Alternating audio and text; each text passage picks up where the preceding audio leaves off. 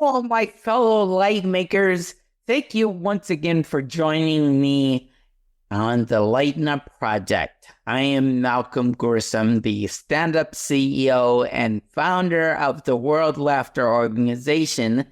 And today on the Lighten Up Project, we are going to be talking about leadership. And I don't mean the 5 steps and a morning routine type leadership. No, I'm talking about the kind of leadership that gets tested.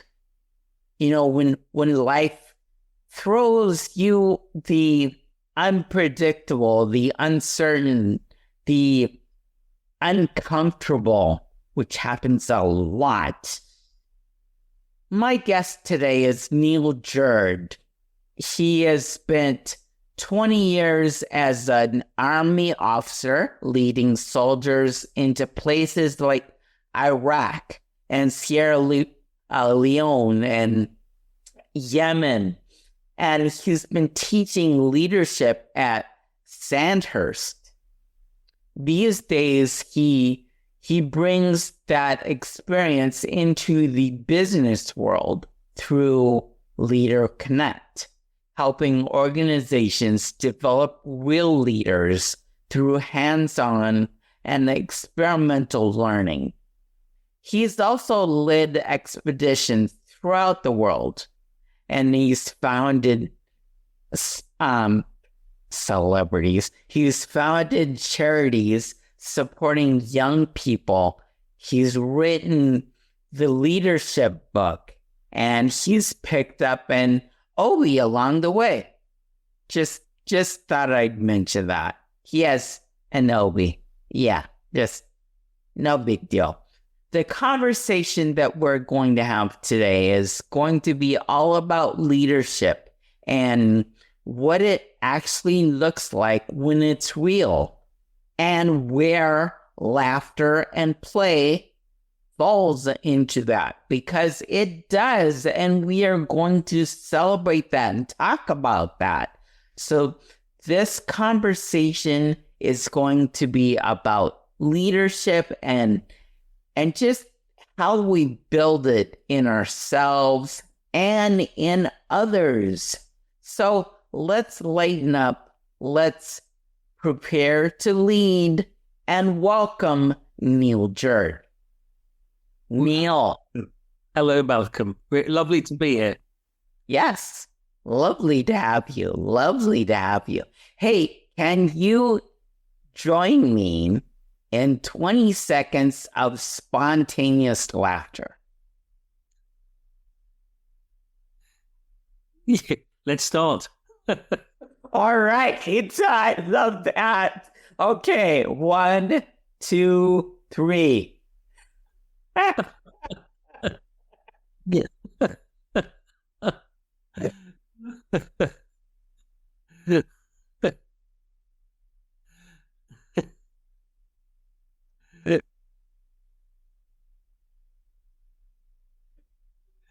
Boy, I love to laugh, Neil. What's your relationship with laughter? That's an interesting question, and something I've obviously never been asked before. I love comedy. I absolutely love comedy. I watch a lot of comedy. My younger daughter is studying film and script writing at university, and she's been into all sorts of sitcoms for years, and I've just watched them all with her. A lot of them are American, Parks and Rec. Well,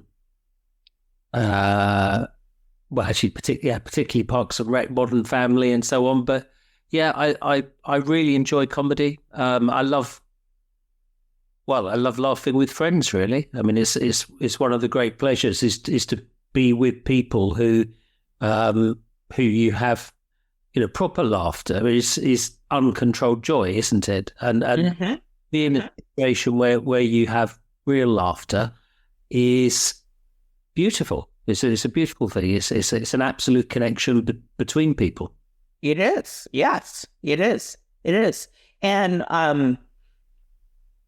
It is definitely a tool to be used in leadership, and so we'll go down that road a little later. But first, I'm curious. So you were talking about comedy and your enjoyment of comedy with your daughter. Well, and you mentioned some American.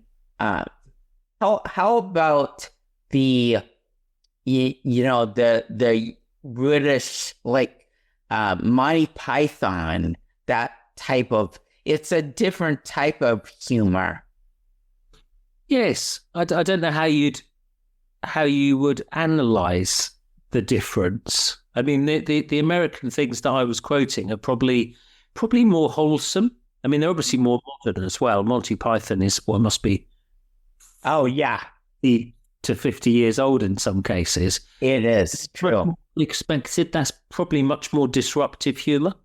And yeah, but I'm not. It's odd actually. I've watched. I mean, I don't. We watched The Office, and originally The Office was obviously a British series, Right. and with Ricky Gervais playing the main character, David Brent, and it's really quite uncomfortable to watch. I mean, it's a laughter, but it's a deeply uncomfortable laughter. It all sort of makes your skin crawl at the same time. You know, it's really funny. And it's very odd because the American version started with exactly the same script. The first couple of episodes are almost identical. And then it diverged and somehow became maybe more happy. Yeah. Still fun, still funny, possibly slightly less edgy in its humour. But then I've watched, I think there's 9 seasons of it, and I've watched it all. So so there's a difference there. But yeah, I love British humour, but it can be probably a little bit more uncomfortable, a bit more disruptive, a little bit more, maybe even more cynical sometimes. Yep. Yep. That's true. Yeah. Yeah. So what I hear is there's a balance. You have somewhat of a balance, but you're gearing more towards, just like your daughter, it sounds like, gearing more towards the happier, gentler kind of comedy, for lack of a better. Yeah. Oh, I mean, I find in life now, I don't enjoy violence on the screen. I can't see the point of it in any program or any film. Actually showing the violence seems unnecessary to me. It lacks subtlety. And I think maybe the same is true in humour. That's not to say I don't like British humour. I love British humour. But I find happy humour more relaxing. I mean, actually, I read a lot. So I watch a lot of this stuff with my daughters. I love funny films. But equally, I read a lot of serious stuff as well. I'm quite reflective in when I spend my spare time. I won't waste my time. I won't get sucked into Netflix or Amazon or any of those channels for too long. I'll watch maybe one thing an evening for half an hour when my girls are home. But yeah, I think innocent, playful fun is probably better for the soul. But equally, the more, I mean, there's a British comedian called Jimmy Carr who's also quite. Have you heard of him, Malcolm? I sure have. Yep. I have. So his humour is incredibly quick. Sometimes you laugh and you think, "Gosh, I shouldn't be laughing at this. This is really wrong." But what's interesting is he's also very philosophical. He says some incredibly intelligent stuff. I've just ordered his book, which I can't remember the title of, but his humor is grounded on some real thinking. It's like his humor is the tip of the iceberg, but the philosophy below it, I'm just realizing, is significant. Yeah, yeah, yeah. There, it actually takes someone like a lot of the comedians are incredibly smart. Steve Martin is, he in order to play stupid or it's stupid. The Jerk was his very, very first thing, his first breakout film. And in order to do that and do it well and be innocent and enjoyable while he did that, takes a lot of intelligence behind that. Yes. And yes. Another one, do you know Eddie Izzard? Oh, yes. Yes. Super intelligent. I mean, Eddie Izzard would not, he did tours in different countries, and he insisted on doing it in their language. Yeah. Yes. Yeah, I mean, his performances in French are apparently, and even when he does them in Britain, he quite often just switches to other languages. So yeah, I mean, he's known for being highly intelligent. And when you mentioned Steve Martin, Dirty Rotten Scoundrels is the one he did with Michael Caine. Right. Yes, one of the most brilliant films. I mean, that would be in my, if I took time to think of my top 10, that would be an early starter. Yeah. Because you definitely, I just love so much of Steve Martin's work. It's just all of it. I love it. And Top Secret, he was in Top Secret, wasn't he? Or am I? So it's similar genre to Airplane. That was. Yeah, then that was Leslie Nielsen. Sorry, no, but he did something similar to that. I think he played an Inspector Clouseau once. Yes, he did. Yes, he did. So, but yes, Top Secret was that's Leslie Nielsen, another great actor. Anyway, this is we're talking about acting and comedy and everything, but this is not what the conversation is going to. The rest of the conversation, this is just a warm up. It's really about leadership. So, in the military, so tell us something that people assume about military leadership that's not really true. That there's a lot of shouting, which you get from films. I mean, you see it in films that it's overtly hierarchical.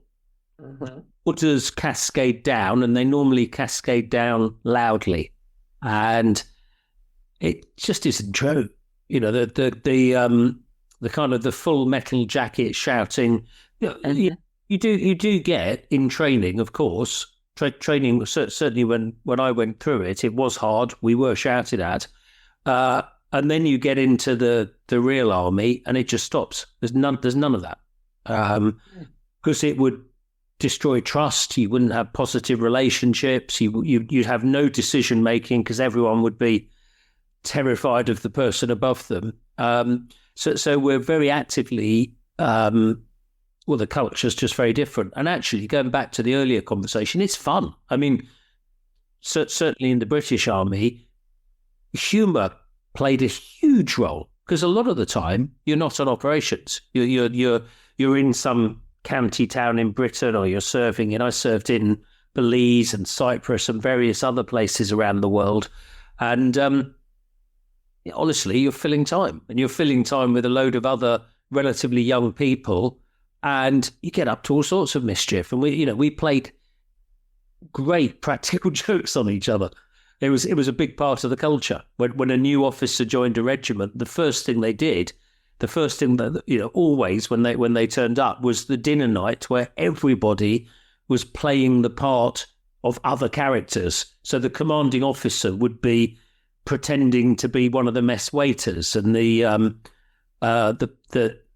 somebody, the grizzled old quartermaster who'd been in the army for 35 years would be a hard drinking chaplain. And so young officers would turn up and find this bizarre tableau of people playing other parts. And it was really good fun. And to be honest, I mean, when you turned up, you sort of knew it was going on. You sort of knew, but you couldn't quite be sure. But for everyone else, it was brilliant fun. And of course, as you go through, we all, everyone gets their turn at playing a role in that. I mean, we had people fake arrested on the way to the airport and stuff like that. We used the military police officer who was in the mess to arrange someone being pulled over and found with, I don't know, I mean, anything in their possession, which clearly wasn't in their possession. It was just a stitch up, but it was like the final goodbye when people left tours. So we've always done silly things.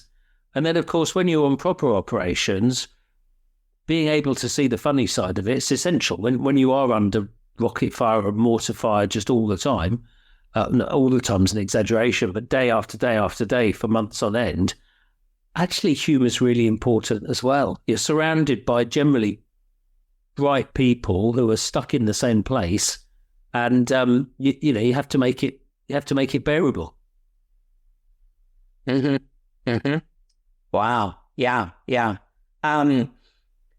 So what, continuing with leadership, what does leadership really look like in states when the stakes are high and the decisions are they're real and they have real consequences?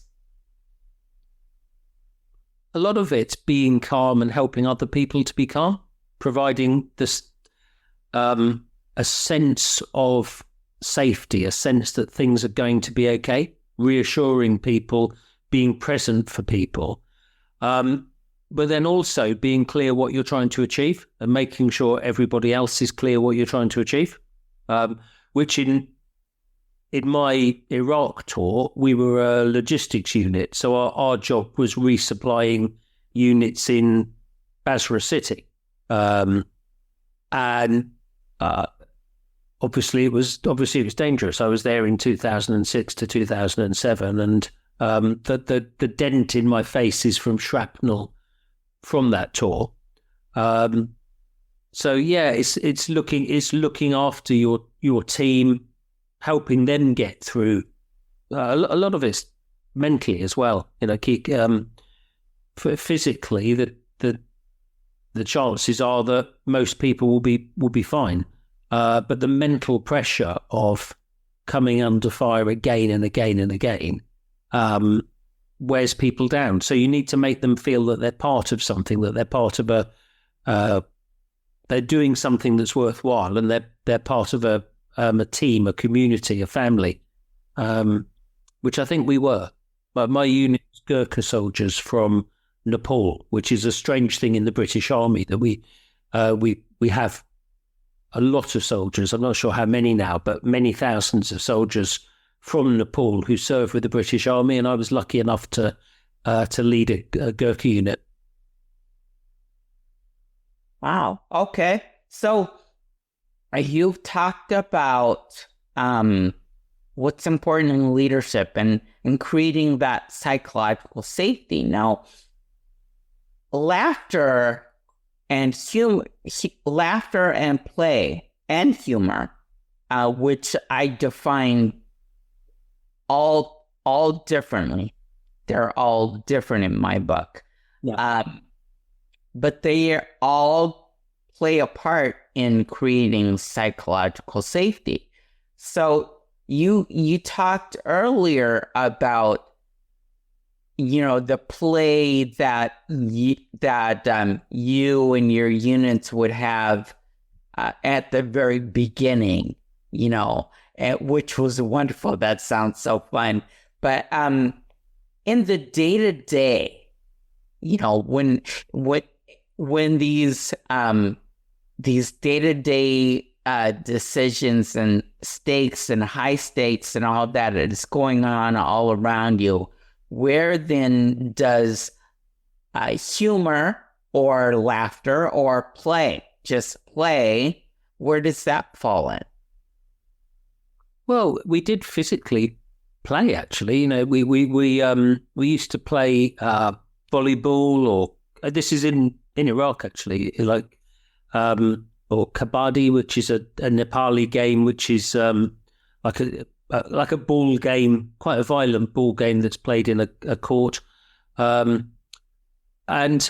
I remember early on even having sketch nights sometimes. So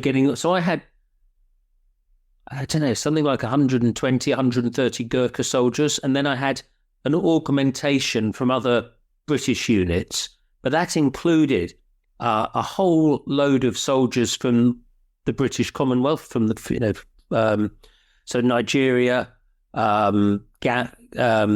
Gambia, Sierra Leone, Zimbabwe. So I had loads of soldiers, a lot of African soldiers, a New Zealander, an Australian, and I remember very early on. In fact, before we deployed to Iraq, but then we did a few things out there as well. We got people together and had entertainment nights where people just did something from their culture, whatever it was, sung or danced or performed. But it was just a way of, I don't know, understanding each other, showing off what we were about, and it was really, really enjoyable. Again, it was good fun. We couldn't drink out there. We had non-alcoholic beer, which is great for the first sip. It tastes like beer until you've had about 2 sips, and then it's just like a warm wheat drink. But yeah, we had some really enjoyable evenings, and particularly before we deployed, because obviously it was safer. Our tour got more and more dangerous as it went on, actually, for various reasons. So yeah, we physically played games together. And then the humour, it was one of the things actually at Sandhurst, which is the British version of West Point. We were taught 5 qualities which were essential for army officers, and they were honesty. Actually, I'd say for leaders in any context, and where you don't find these things, you have a problem. If your leaders do not have these things, you have a problem. And the first one is honesty. Then integrity, sense of humour, service, and courage. And it's really interesting that humour was considered so important that it was a good officer quality. But humour doesn't necessarily mean being a comedian. It means just being able to see the humour in situations. Sometimes things go really wrong. On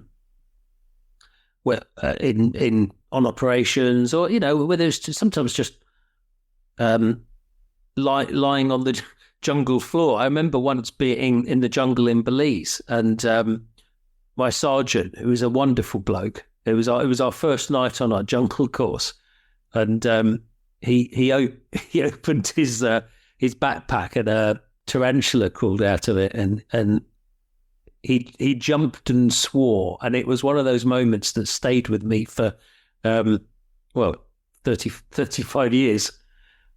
You have to be able to find things funny when they're hard and they're uncomfortable, because if you don't, the alternative is that life's pretty grim.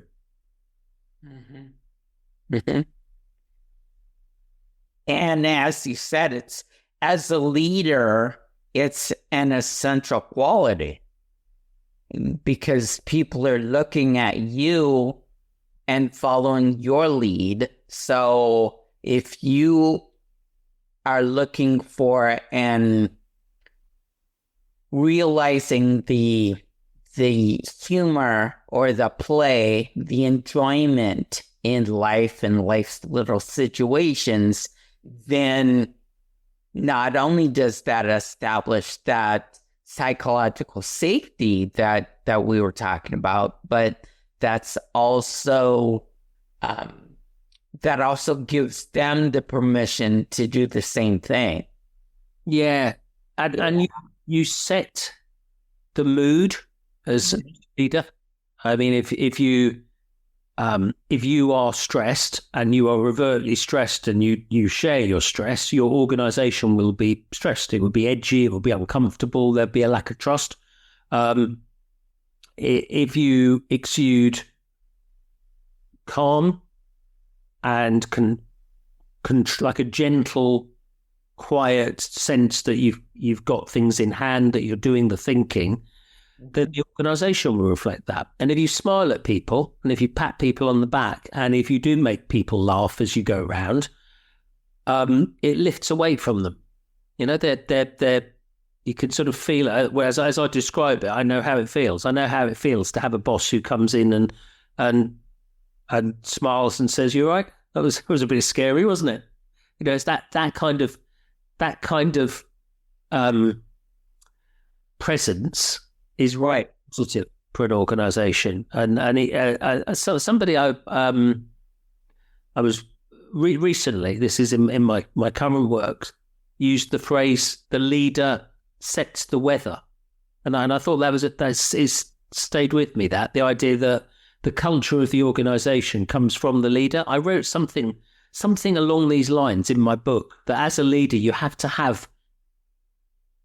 know yourself, and you have to have some control as well. You can't just wear your emotions all over the place, because it will be deeply unsettling for people, and you know, you won't grow trust and positive relationships if you're not capable of understanding and guiding your own emotions. That you mentioned your book. So remind us what the title of the book is called, and tell us where we can get a copy. It's called The Leadership Book. And I did come up with all sorts of clever titles. And then the guy that was going to be marketing said, just call it The Leadership Book. Mm-hmm. That's what people search. If they want a book about leadership, they're going to type in leadership book. So be that book. And that's been really successful, actually. We've sold a lot, but I know that the title is part of why we've sold a lot. But it does get very good reviews as well. It's for sale on Amazon. I did an Audible recording actually a couple of years after I published the original book, because people kept asking, and I resisted for ages because I thought it would be really, I don't know, for some reason I just said no, I don't think we need to do that. I kind of thought that if it wasn't on Audible, people would probably still buy it anyway. But then I got into Audible books myself, and I now listen to stuff when I'm out walking or in the gym. So I did it. And so it says there's an Audible and there's a Kindle. So people will be able to get a copy. It's quite hard to get hard copies over in America, I think. But you'll definitely be able to get other formats. Mm-hmm. Okay. The Leadership Book. Yeah. All right. Cool. Very good. Very good.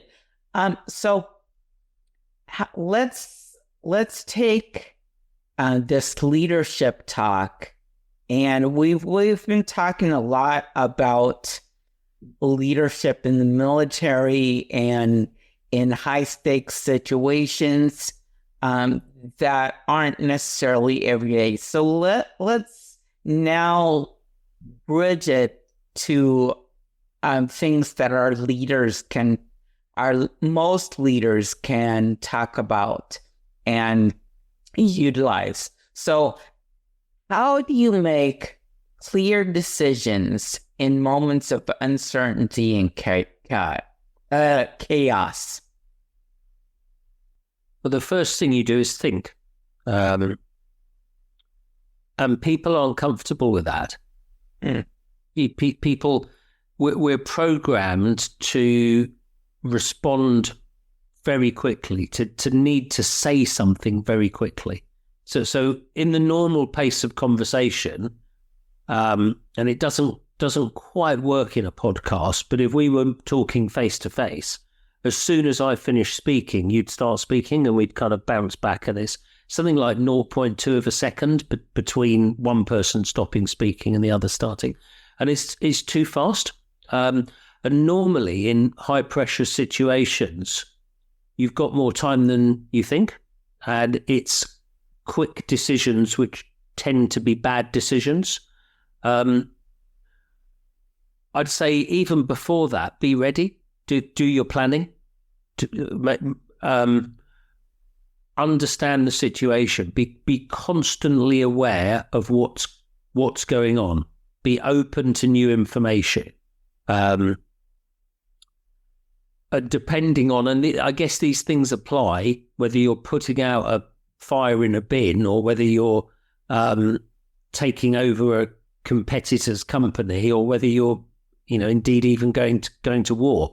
You need to have done your thinking and your research. And actually, the first thing that we were taught at Military Staff College, the first thing is you work out how long you've got before you have to do anything. You do your timeline and you work out what the first point something needs to happen is, and then you work back from that.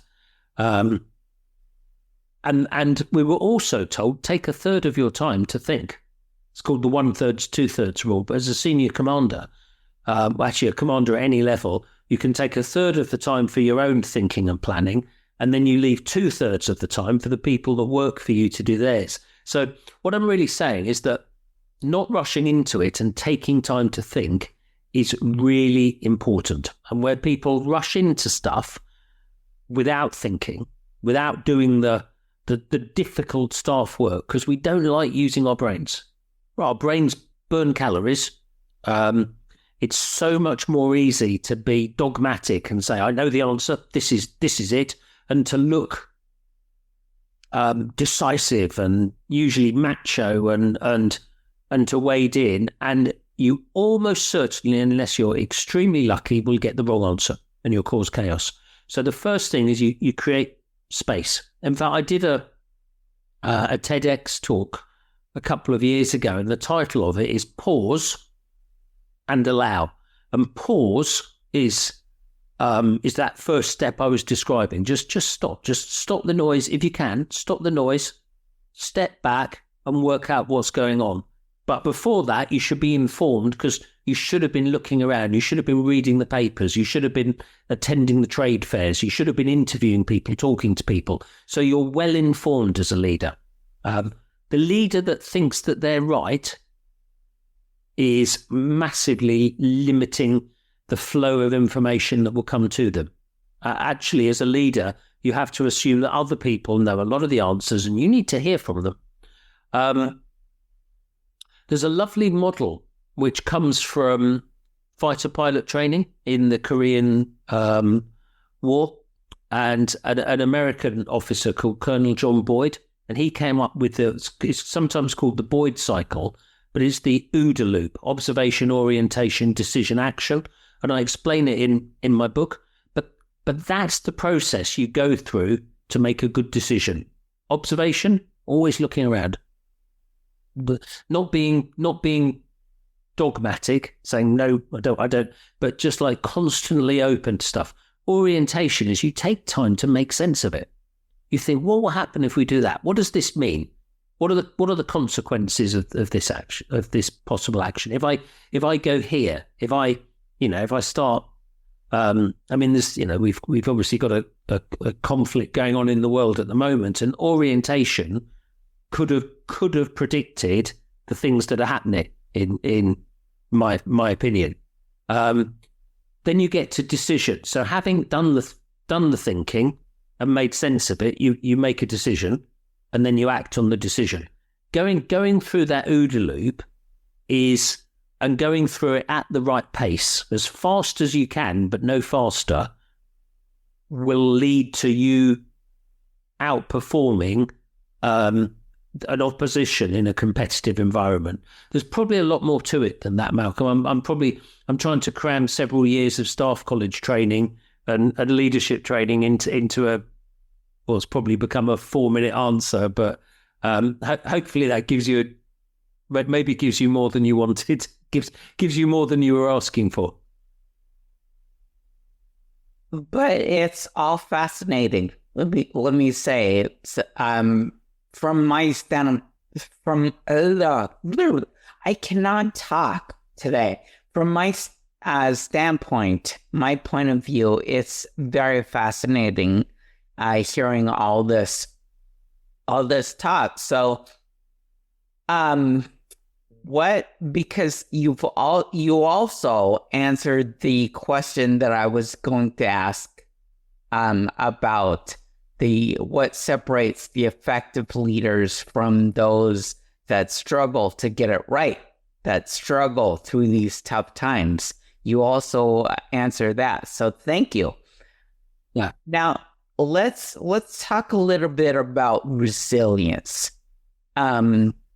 What did your experience in some of the places like Iraq and Sierra Leone, what did they teach you about resilience? I think it's these things are cumulative, and you don't, or certainly I don't feel I necessarily learned at the time, but I probably grew a little. And looking back, something may have come from that time. This is slightly unhelpful, but one thing that I think is really important, and one thing which the British Army did well, in my opinion, was selection. You can tell quite a lot about people by putting them through a process, and our selection process was only about 5 days. But it was really effective. And if you select people who show the right qualities or the seeds of the right qualities, you will find that they'll be better employees, better leaders, better whatever your business.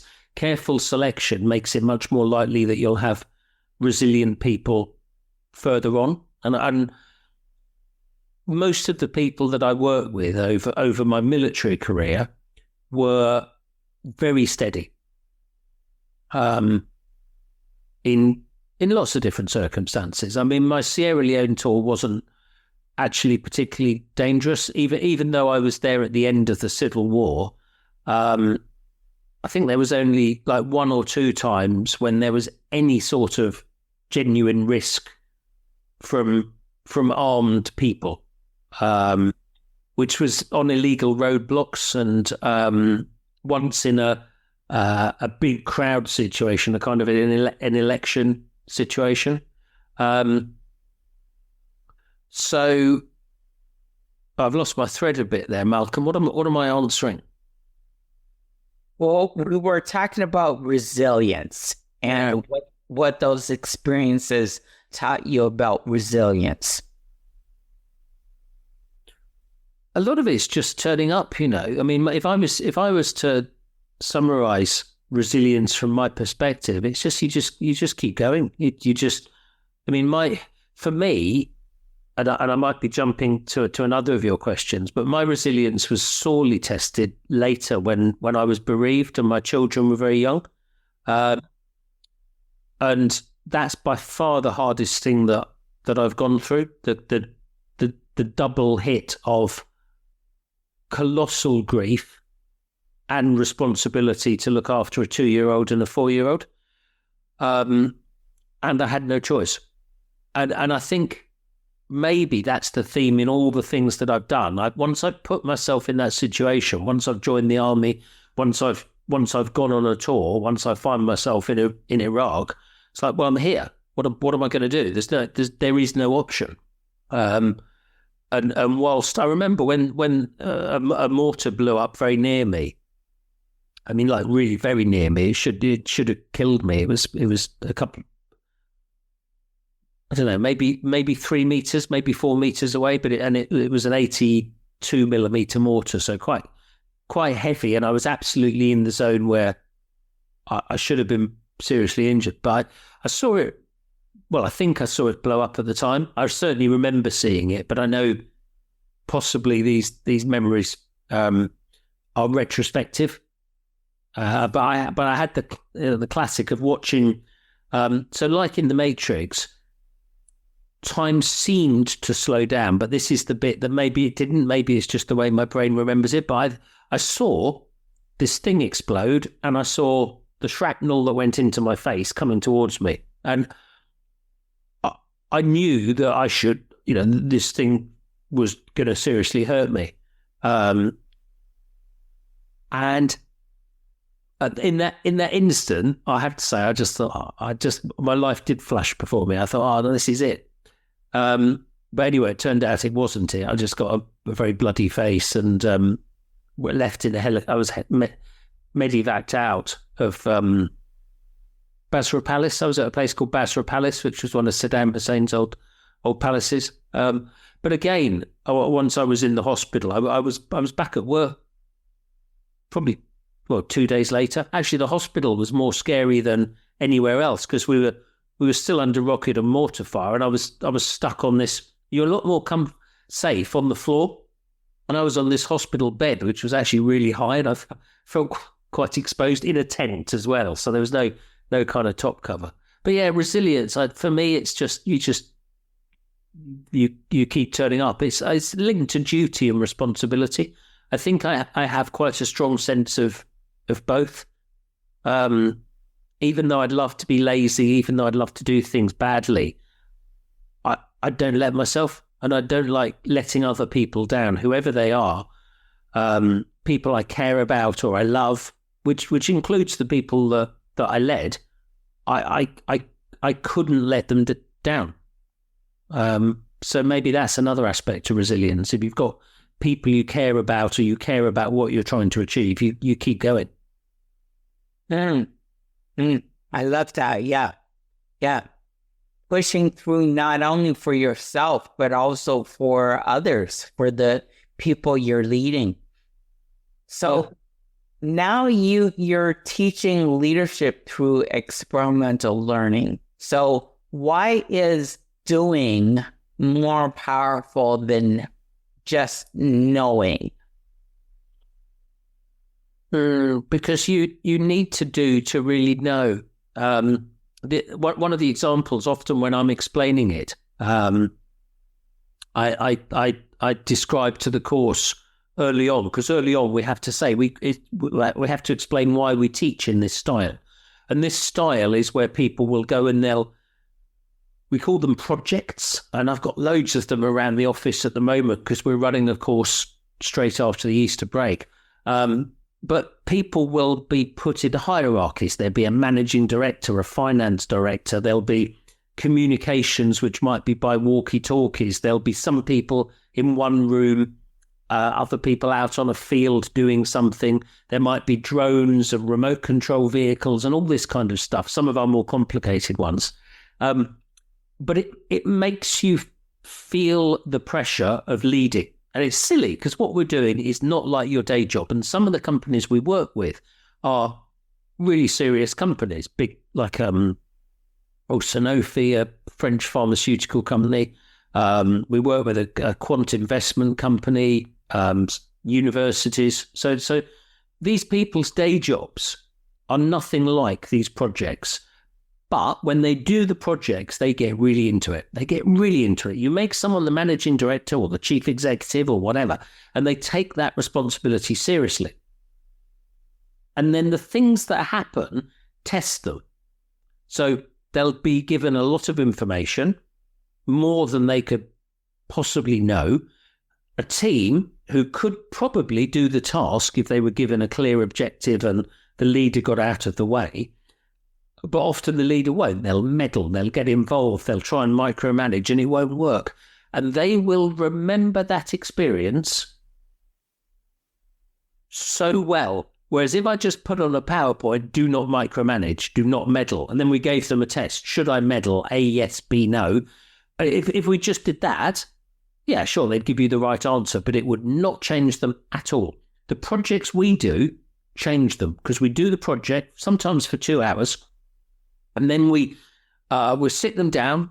We always do these almost always in nice hotels. That's more because I've spent my time in deserts and tents. Actually, it's really nice to work somewhere, somewhere pleasant. But also because it means there's no distractions. I always say the venue should be good enough that it isn't in any way a negative distraction. There shouldn't be noise, because then we focus on a really deep conversation about what happened. How did it feel to be in charge? When you gave that instruction, how did you give it? What was so when she gave that instruction, what was the effect on you? Did you know that they felt that way? No, but you sounded really angry. They're saying, did you know you sounded angry? No, I didn't. And we kind of explore everything about the reality of leading, what you're like under pressure. Do you think? Do you panic? It's an either a fine, because we've got you for a few days and we're going to work on it. But whatever your natural tendency is, when you think you're being businesslike, actually, you might be being horrible to people. But no, it's all about the task. But did you know that when you said that, he switched off and just thought you were an idiot and didn't take any further part? Did you notice that? No, you didn't. And we bring out all these things. And then we teach another bit of theory. And the theory is all stuff from my book, but it's all really obvious. And I mean, the whole premise of my book is leadership is simple. You only need to know a few things to lead well. So we teach them the next thing, which might be what a good team looks like. And then we send them out and we do another project. And then we talk about the project. And then we might send them for another walk to just reflect. And we go through that cycle again and again and again, depending on how long we've got. And it's really powerful. And I wish I'd known this it is a little bit like we were taught leadership in the army, but I didn't really understand it. But there we used to practice military operations, but again and again and again. And we would, sometimes it would be my turn to lead it. Sometimes the next guy would lead, and so on. And we'd all practice leading in different positions. But I wish we'd spent more time talking about it. Yeah. And not less time doing it, but more time talking about it, about how are you under pressure? What makes you behave that way? When do you freeze? Does your brain freeze? Right, how are we going to help it not freeze? Because all these things are human instinct. These things are, fight, flight, flock, or flee. Everyone does them. And in a position of extreme pressure, you are likely to do one of those things unless you're able to get a grip of yourself and step back and think clearly. But a lot of people can't think clearly under pressure until you've worked with them to help them to do it. That's, I definitely see. So as I teach improv. That's what I do. I teach improv, virtual improv classes. And what you just said right now, right there, training the mind almost to react differently, to be ready for this. This is one of the benefits of improv. So a lot of people, they ask me, what are the benefits of improv? Especially entrepreneurs, business people. What are the because all they know about is entertainment and theater and improv comedy. But what you're saying right now, that is a great benefit. That's something that improv does. It helps in a different way, than what you're describing, but it helps train the mind to react differently. It might not be pressure that our improv games are working on, but you can take the same concepts and apply it to pressure. Apply it to everyday leading. So, you're talking about leaders, and earlier you were talking about the quality of leaders, and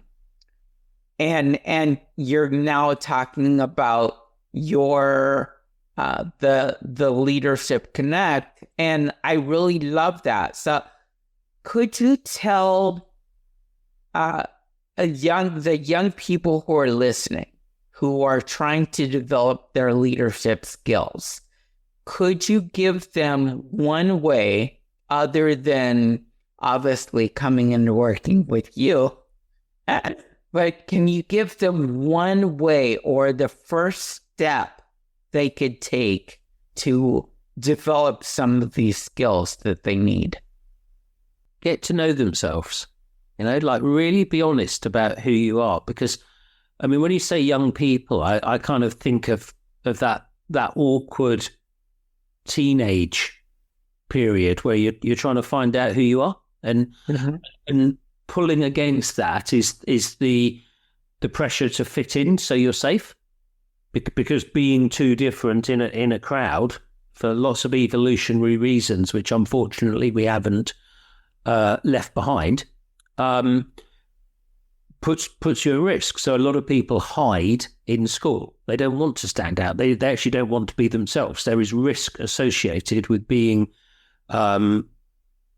non-conformist in a group environment, and unfortunately that carries on into lots of organisations. But to lead, you've got to break out of that. You have to have your own personality, and those things I was talking about: honesty, integrity, sense of humour, service, and courage. And courage is moral courage as well as physical courage. But you've somehow got to be. Well, you've got to be yourself. Actually, there's a lovely quote which a British field marshal, so senior general, said when he gave a talk at Sandhurst in the 1960s. He was Field Marshal Slim, who won the war in Burma during the Second World War.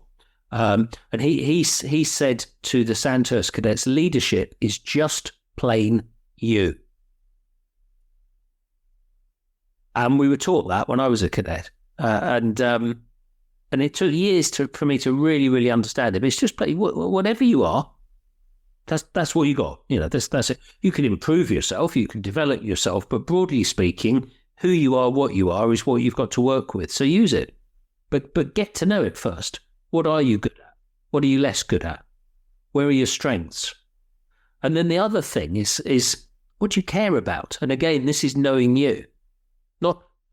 It's not liking the things you're supposed to like or caring about the things that are popular. It's actually deeply thinking, what drives me? And you get this by doing stuff. You get this by going on long runs, by going on expeditions, by reading deeply, by giving yourself a lot of as much knowledge as you can, proper knowledge, learn things, study things, watch things, talk to people. And you don't get this. You absolutely do not get this from looking at your machine and constantly being on it, seeing 5-second shorts of things. That will not grow your mind. So you have to be filling yourself with information, and then thinking, so what? What does this mean to me? What do I care about? What makes me angry? What am I passionate about? That sets the conditions for leadership. And the just plain you thing I was talking about is also this sounds like faux motivational nonsense, but you can do it. And if you're not going to do it, who is? So if it's wrong, if something could be better, if something could be improved, if something's important and you can see it, you can have a leadership role in changing it, whether it's at a small level, a local level, or a national level. There's one of my heroes actually is an American general who some of your viewers and listeners might have heard of, who's General Hal Moore, who his book was We Were Soldiers Once and Young, and the film We Were Soldiers is based on that book. But I've got something sellotaped to my desktop computer, which is over there, which is he's got 4 leadership points, but his second leadership point I love. And he says, there is always one more thing you can do to influence a situation in your favour, full stop. And after that, there is one more thing. And I love that. You can always do something. You can always make a difference. You can always move things around. Being passive, accepting things as they are, if they're wrong, that's not leadership. I know and again, there are times when you do have to accept, but often things are wrong and they're just waiting for someone to say, hold on, we can address this, we can change this, we can make it better. Ben, oh God, you've said so many things in just that one answer. I want to just go back and emphasize one thing that you said, and it was about, we were talking about young people, and you were talking about young people and how you saw that, the awkward teenager and getting to know themselves and leadership is about self-knowledge, right? And I just wanted to add to that it's what I found, especially in dealing with play and humor, and corporations. There are a lot of corporations, there are a lot of adults that have forgotten to play. They've forgotten how. They've lost touch with parts of themselves. So what you said there is not only good and important for the teenager, for the younger person to realize, who they are, but it's also important as we age to go back, to step back, to look at, okay, who am I really? Who was I as a kid? What was important to me then? Are those things still important to me now? And things like that.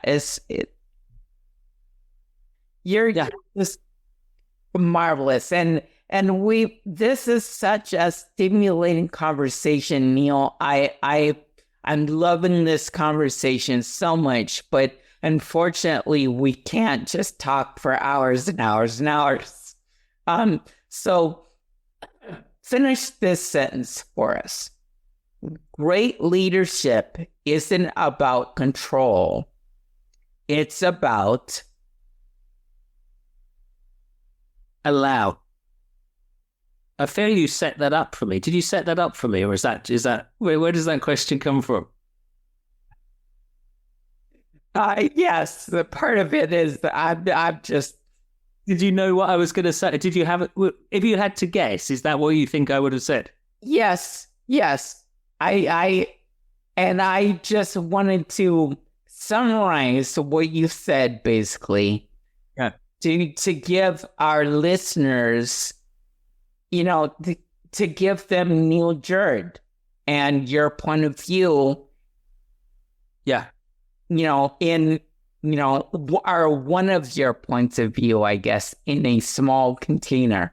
So, but the concept of allow is the idea that the leader you have to have selected and trained the right team and created the right conditions where you can then get out the way and allow them to be brilliant, but you have to be a little bit brave to do that.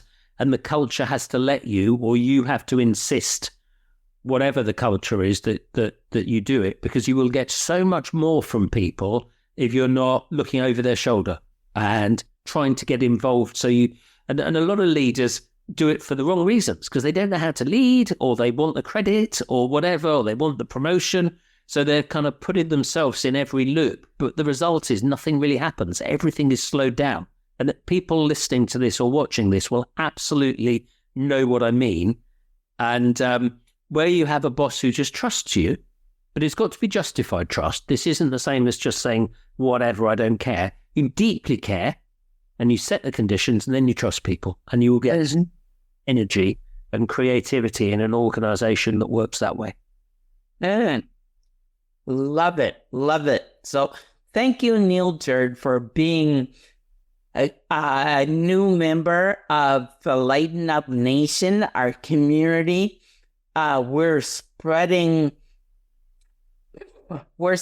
laughter and play and humor around the globe, because that's something that we really need now, and we really need to investigate and keep reminding ourselves how important it is to use it in things like leadership and in many other ways, in healing and personal development, all of that. Very important. So thank you very much. Thank you, everyone who is listening and enjoying, and you continue to support this project, because we could not do it without you. And what we ask is that you please share this with someone. Tell someone about this project, about what we're doing. Share our YouTube. Share the platforms. We're on the major podcast platforms. Share our podcast with someone else. Tell someone else about what we're doing, because they just might find enjoyment out of these episodes that we have. And we are now going every Tuesday and Thursday, we have an episode coming out. So it's getting more and more popular, and that's because of you and your support. So thank you so much. Keep coming back, and until then, remember, every smile can open a door, every laugh can open a heart, and every step can be your next victory. So until next time, I've been Malcolm Grissom, and you haven't. You just haven't. Sorry. Bye. Stressed out, stuck, or leading on autopilot? It's not a motivational problem, it's a connection problem. My weekly virtual improv classes boost engagement, collaboration, and retention, all while having fun. Register now for a complimentary month